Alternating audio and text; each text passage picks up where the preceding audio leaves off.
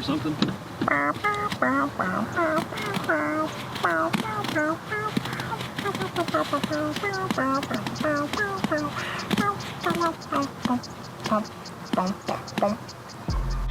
All right, Emily here. We're still in Wyoming. Obviously, this is the way we hunt, and we wanted to bring you a short film about my shooting stance from yesterday.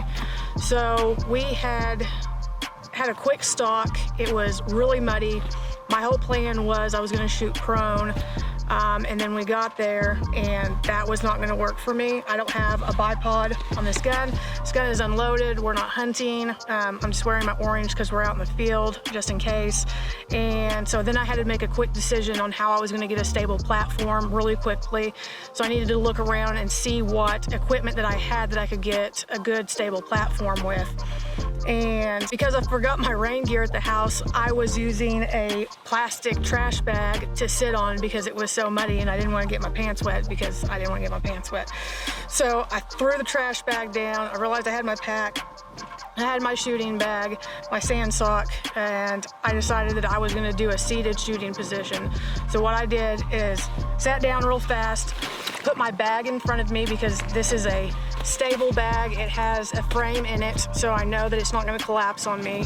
So I threw my gun up on it, and I needed something to put my elbow underneath, so I grabbed my sand sock, my sandbag, and stuck it up underneath my right shoulder.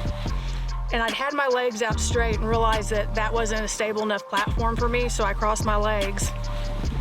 And the more hands you put on the gun, the less stable you're going to be, and my shot ended up being 420 yards. So I dialed my reticle for 420, and I actually tried to put my hand on the gun and realized that I was moving around too much.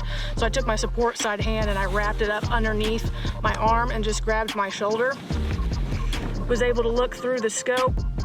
I was still a little jacked, so I was still moving a little bit. Right now I feel really, really stable, but I obviously don't have an animal in front of me, and was able to make a really good shot at 420 yards, just building this stable platform that I did in a seated position using my bag, my sand sock that I was able to clip to my bag, and made my shot and had no problems with it. So for a quick get into position shooting stance, I really like this.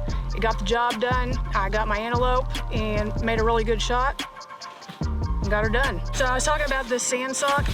One of the things that we like about these bags is they're extremely lightweight. They're very versatile. They come in multiple sizes, and I was carrying multiple sizes, and I was able just to clip them on my bag.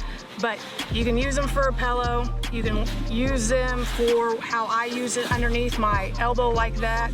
You can use it in a prone position, which I still may have been able to use the prone position, but everything was going so quickly yesterday that I knew that I would be stable in the seated position instead of trying to get down into the prone position. Ryan was able to get his in a prone position because after I shot, we were able to stalk some more and get into a higher elevation, so that we weren't having to deal with all the grasses and the sage and all the obstacles that were in our way. And the gun that he was using actually has a bipod on it, so it automatically lifts front of the stock up and get it off the ground more than not, using my gun that does not have a bipod on it.